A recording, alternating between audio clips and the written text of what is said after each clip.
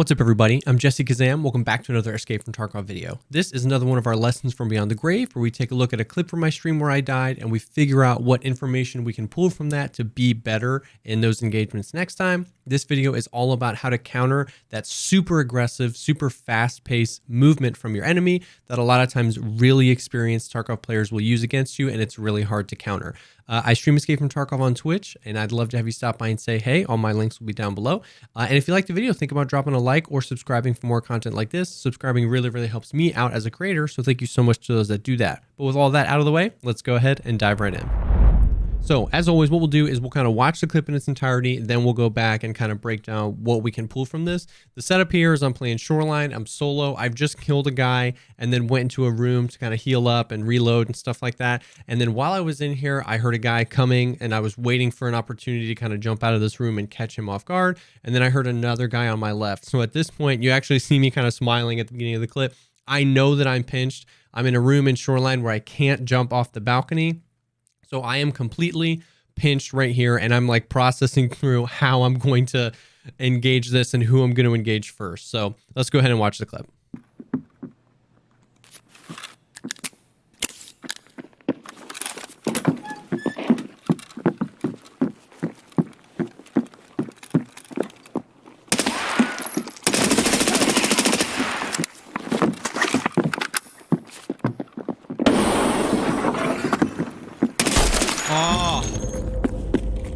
So that right there, we'll kind of walk back and show you the exact moment that I'm talking about. I'm sure this has happened to you, but this situation was rough. Like I said, I was kind of backed into a corner and I couldn't jump off anything. I knew that I was pinched. I knew these guys were here. I popped the propicenol for two reasons. One, to try and bait him to push, which kind of worked.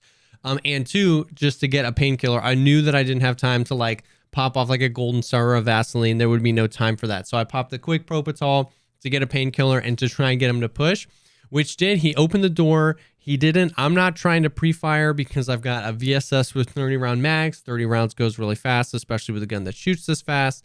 So then I kind of try and take my opportunity to back up a little bit. So I've got a little bit of cover here.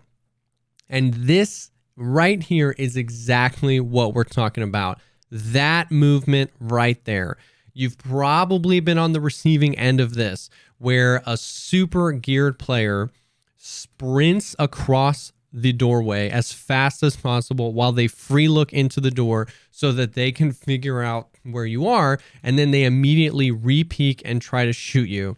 Now, I knew that I messed this up because this is exactly what he wants me to do. He runs across. My reaction, it's basically impossible, at least for my reaction speed, to see that and get shots on the enemy. It's really hard to hold back from shooting. When you see an enemy run across your screen, you instinctively want to shoot. Now he's baited out me shooting, so I might go for a reload, I might not. He knows where I am, so he can now peek probably with his crosshair close to where I am. Luckily, I started shooting again a little early and was able to kind of like, I guess, move. I don't know. He didn't kill me in his peek. It was kind of a quick peek again. He went back behind the wall there.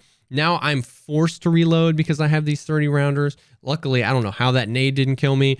And then he gets a really clean shot on me right there. And this has been happening to me a lot. When you get into fights with some really experienced players, it seems like everybody is doing this like rush past the door as fast as possible, free look in and figure out where you are. And I've been breaking this down quite a bit. And I think the play is ultimately having to, when you recognize that happens, what I should have done here is when he walks by like that, even though I shoot, it's really hard not to shoot. Immediately what you do is head height right here. I should have immediately started pre-firing, because then what you can do is you can get them to walk into your pre-fire at that head height, and potentially, I don't even know if I would have gone through his Alton, but I would have cracked it, or I would have made it a lot harder for him to hit me, and I could have potentially taken this fight, which would have done me a favor of killing this guy, and now I only have one enemy to go towards, and I knew he was on my left. So if you know how to counter it, it's almost easy to do, but you have to be able to, in an absolute moment's notice, recognize that that is happening. When they do that push, 99.9% of the time, in my personal experience, they are immediately going to do exactly what this guy did and come right back around the corner. It's just what they're doing. It's the whole point. And if you can acknowledge that that's what they're doing and pre-fire head height. Now, in situations like this, guns with bigger magazines are hugely helpful. An AK or an M4 with a 60 round mag, an AKM with a 50 round mag, something that gives you the ability to pre-fire. It's something that kind of like suppression is something that I've been working on a lot that I might do a video about, but just keeping fire down, even not full auto, but just like tap, tap, tap, tap, keeps people scared. It keeps people pushed into positions where you can kind of force them to do. So I could have, even if I missed right there, I could have kind of kept some fire down and pushed him, but I was forced to reload. I heard him toss a grenade in, so I tried to get up on the table to see if the grenade rolled under the table, which is, I think, what happened. I don't know how I didn't die. But the really, really low, well, not really low, but the 30 round mag with the fast fire rate gun kind of forced me back into a reload position. And then I probably didn't have to be so aggressive here. I didn't want a nade spam situation to happen where he just throws 5, 6 more nades into the room. So I kind of wanted to get to a position, but I'm way out here. Like I could have used this wall once again. I could have, I have a little bit of his shadow movement here, and I could have used that to pre-fire this a little bit. So right at the end there, it was just, this fight was lasting a while, and I really didn't want to die to a grenade. So I kind of like lost control of what I wanted to do, and just kind of, I put myself in a bad position here. I wasn't aiming head height. My point fire was low, and I didn't really do much. But what I do want to do is I have another clip of when a very similar situation like this happened in a slightly different scenario where we were actually able to get the kill. So let's pull up that clip really quick. So this situation, we're on reserve. I have been doing a lot of stuff. This is one of those chaotic reserve raids where there's PMCs, there's scavs, there's a bunch of stuff happening. I had previously been on the other side of this bunker that I'm in right now, and I grenaded somebody.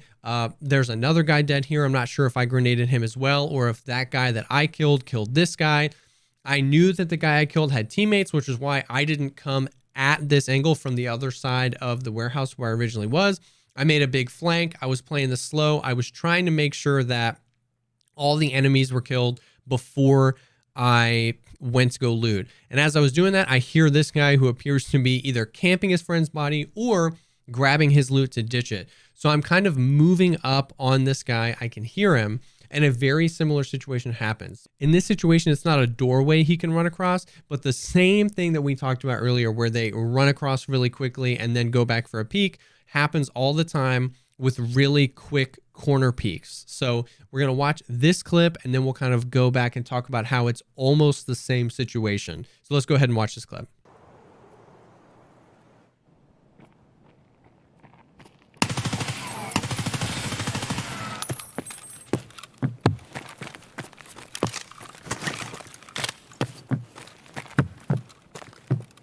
I knew what you were going to do there, buddy. So I even called it out. I said I knew what you were going to do there.